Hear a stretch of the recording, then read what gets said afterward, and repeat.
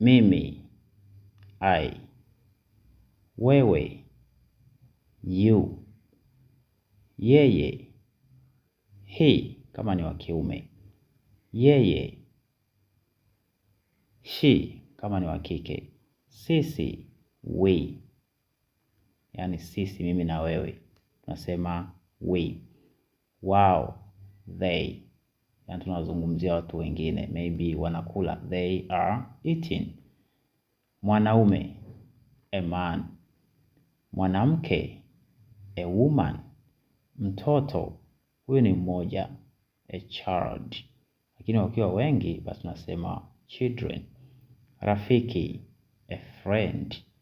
Nyumba, a house. Mlango, a door.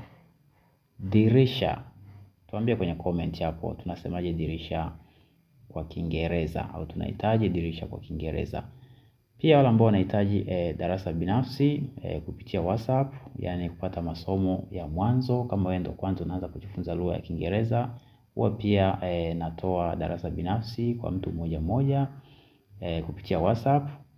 Unaweza ukanicheck kwenye hiyo namba inaonekana hapa, ukanipigia moja kwa moja, ukaniambia mwalimu, mimi nahitaji darasa langu binafsi kwa kuwa nahitaji kuanza hatua za mwanzo, kwamba ndo naanza kujifunza, basi unaweza ukanicheck kwenye hiyo namba ya WhatsApp. Lakini pia wale ambao wanahitaji kuboresha Kiingereza chao cha kuongea, unaongea kwa kukwama, hauna confidence ya kuongea, haujiamini, unaongea broken English, Kiingereza ambacho kimekatika katika, ambacho hakina ushirikiano. Si ndio?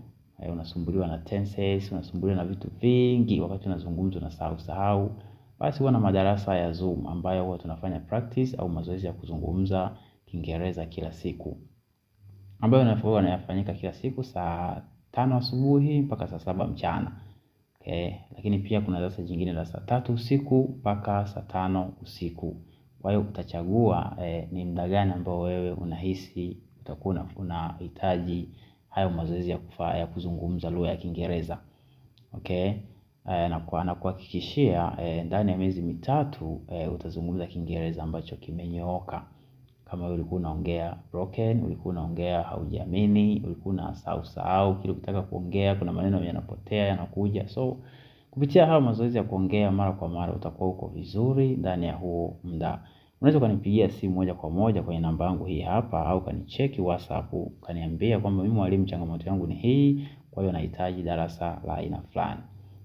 Kwa hiyo asanteni sana, basi niwatakie mchana mwema. Thank you.